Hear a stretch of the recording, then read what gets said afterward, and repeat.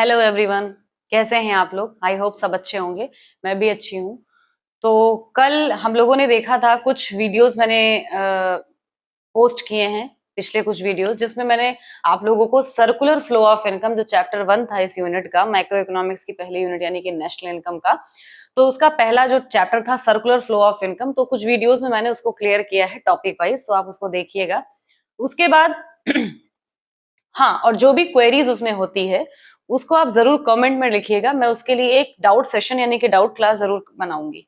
ठीक है, उसका वीडियो भी मैं आपको दूंगी कि जो जो क्वेरीज हैं उसको मैं सॉल्व करके आपको आप तक वीडियोस पहुंचाऊंगी। तो अभी हम चैप्टर सेकंड देखते हैं, जिसमें पहला टॉपिक है डोमेस्टिक टेरिटरी।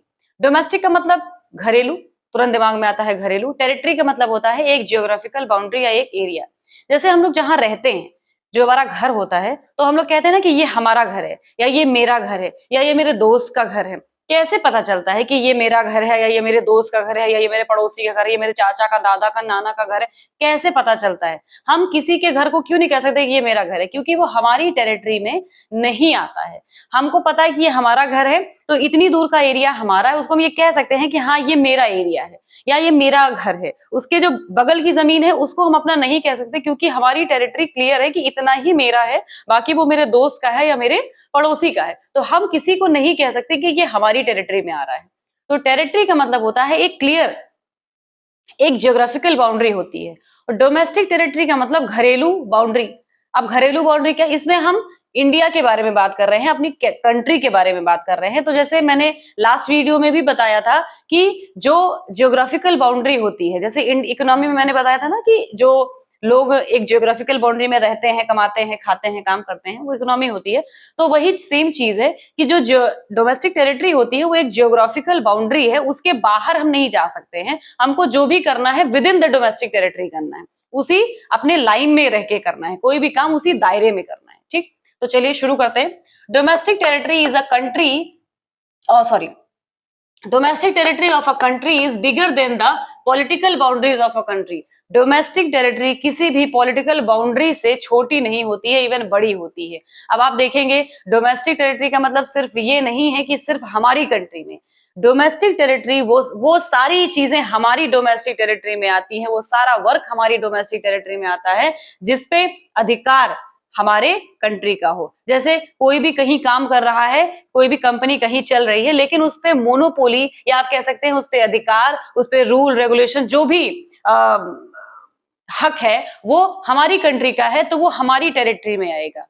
ठीक है, मतलब हमारे अधिकार क्षेत्र में आएगा, वो हमारी बाउंड्री में आएगा, क्योंकि उस पे रूल कौन कर रहा है? इंडिया कर रहा है, या हमारी डोमेस्टिक कंट्री कर रही है। जो भी रूल रेगुलेशन चल रहे हैं, जो भी उसका ओनर है वो इंडिया का है, जो भी उसमें इंटरफेरेंस है वो हमारी पॉलिटिकल बाउंड्री का है, हमारी पॉलिटिकल पार्टी का है। वो किसी भी देश में हो तो वो हमारी डोमेस्टिक टेरिटरी में आता है। इसमें क्या क्या चीजें आती हैं, देखिए, पॉलिटिकल टेरिटरी या aircraft and ships, fishing vessels, embassies. अब एक एक करके देखते हैं। Political territory, land area inside the country, वो एरिया जो इनसाइड द कंट्री होता है, यानी कि विद इन द कंट्री होता है, कंट्री के अंदर होता है। मतलब वो सारे एरिया जो इंडिया में आ रहे हैं। अगर हम डोमेस्टिक टेरिटरी की बात करें तो हमारी डोमेस्टिक टेरिटरी इंडिया है, हमारी डोमेस्टिक कंट्री इंडिया है। तो जो हमारी इंडिया के, यानी कि हमारे कंट्री के विद इन, इनसाइड जो भी सेक्टर्स आ रहे हैं, या जो भी एरिया आ रहा है, लैंड एरिया, वो उसको क्या बोलेंगे? हम पॉलिटिकल टेरिटरी बोलेंगे। दूसरा, ये हमारी डोमेस्टिक टेरिटरी में आता है, क्योंकि ऑब्वियसली वो हमारे कंट्री में है, तो क्लियर है। Aircraft and ships, planes and ships of India even when they are in other countries. जैसे कोई भी एयरक्राफ्ट है, कोई भी शिप है, अगर वो किसी दूसरी कंट्री में चल रही है, मान लीजिए कि कोई भी प्लेन है जिसके ओनर हमारा इंडिया का कोई है, और वो जापान से रशिया चल रही है, या जापान से अमेरिका चल रही है, जापान से चाइना चल रही है, लेकिन उसका जो ओनर है वो इंडियन है, तो वो हमारी टेरिटरी में ही आएगा। भले वो किसी भी देश में चल रहा हो, लेकिन उसकी ओनरशिप किसकी है? इंडिया की है, इंडियन है उसका ओनर, तो वो किस में आएगा? डोमेस्टिक टेरिटरी में आएगा। देखिए, aircraft and ships, plane and ships of India even when they are in other country, वो किसी भी कंट्री में क्यों ना हो, लेकिन अगर उसका ओनरशिप इंडिया रख रहा है तो वो इंडियन टेरिटरी में आएगा।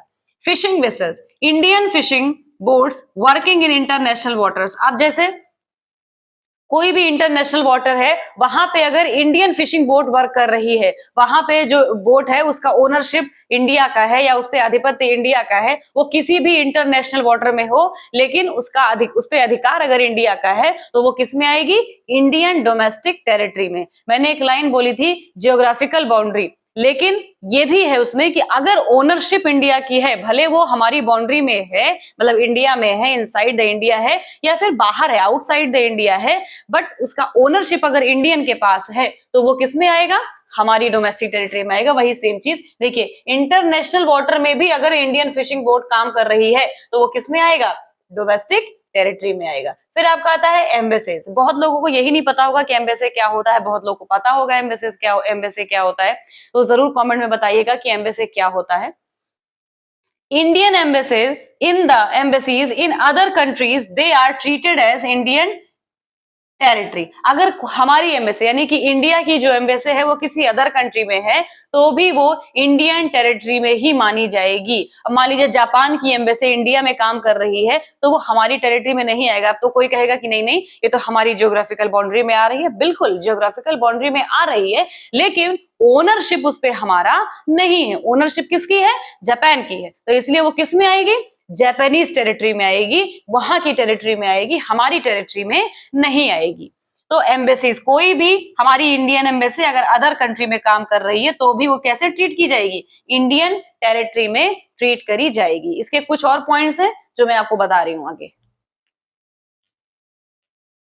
देखिए, इसके बाद जो पॉइंट आता है, हमने एम्बेसी तक देखा, उसके बाद जो पॉइंट है मिलिट्री बेस अब्रॉड। ठीक है, Indian army bases located in other country. अगर इंडिया का जो भी आर्मी फोर्स है या आर्मी बेस है, अगर वो किसी अदर कंट्री में लोकेट कर रहा है, तो इसका ये मतलब नहीं है कि वो दूसरी कंट्री के बाउंड्री में आ रहा है तो हमारी टेरिटरी में नहीं है।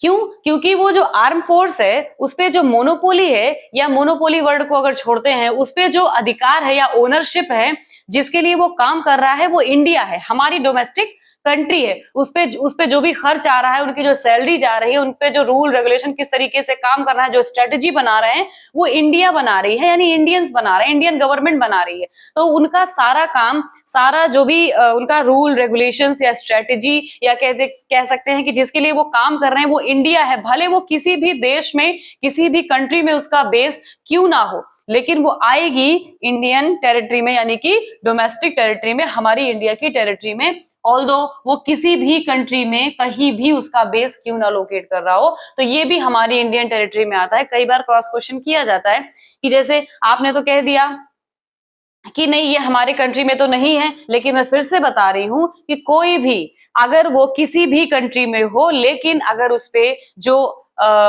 ओनरशिप है वो इंडिया की है, तो वो हमारी ही, यानी कि इंडियन डोमेस्टिक टेरिटरी में आएगा। नेक्स्ट आता है natural gas and rigs. Oil और gas machines owned by India in sea area. किसी भी सी एरिया में जहां पे ऑयल या गैस का एक्सट्रैक्शन हो रहा है, जैसे ऑयल का एक्सट्रैक्शन अगर हो रहा है, और वो मशीन जो वहां पे काम कर रही है, वो कौन ओनरशिप रख रहा है उसकी? इंडिया अगर ओनरशिप रख रहा है, तो वो हमारी ही डोमेस्टिक टेरिटरी में आएगी। सी एरिया किसी भी टेरिटरी में क्यों ना आता हो, क्योंकि सी एरिया इंटरनेशनल अगर है या किसी भी टेरिटरी में आ रहा हो, बट उसमें जो एक्सट्रैक्शन मशीन लगी हुई है वो अगर इंडियन ओनरशिप की है, इंडिया उसकी ओनरशिप रख रहा है, तो फिर वो हमारी डोमेस्टिक टेरिटरी में आएगी। फिर आपका आता है floating ports. Ports built on water and control by other country, sorry control by country. Water पे जो पोर्ट बनाए जाते हैं, फ्लोटिंग पोर्ट होते हैं ना, जहां पे सामान, पोर्ट वही होता है जहां पे सामान आता है, वो भले ही फ्लोटिंग पोर्ट हो, लेकिन अगर उस पे ओनरशिप इंडिया की है, तो वो पोर्ट भी हमारी ही डोमेस्टिक टेरिटरी में आएगा। वो किसी भी कंट्री के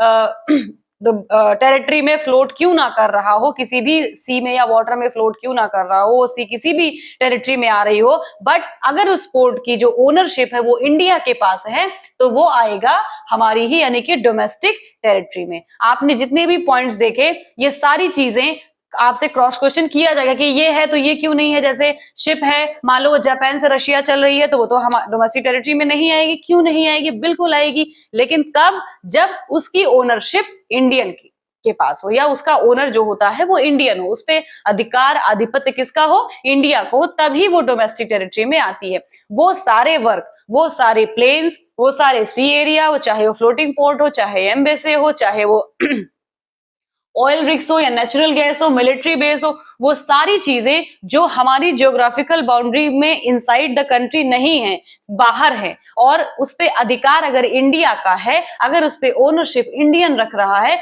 तो वो सब हमारी ही डोमेस्टिक टेरिटरी में आएंगी, चाहे वो विद इन द कंट्री हो, चाहे वो आउटसाइड द कंट्री। जैसे मैंने बताया, अब हमारी कंट्री में जापान की एम्बेसी और रशिया की एम्बेसी काम कर रही है, वो हमारी विद इन द कंट्री यानी कि हमारी बाउंड्री में आ रही है, लेकिन फिर भी वो हमारी डोमेस्टिक टेरिटरी में नहीं आएगी। क्यों? क्योंकि उसकी ओनरशिप कौन रख रहा है? जापान एम्बेसी की जापान रख रहा है, रशियन एम्बेसी की रशिया रख रहा है, तो हमारी टेरिटरी में नहीं आएगा। क्लियर? अगर इसमें आपको कोई डाउट हो इस टॉपिक में, तो आप बेझिझक कमेंट सेक्शन में लिख सकते हैं, मैं उसको आपको क्लियर कर दूंगी।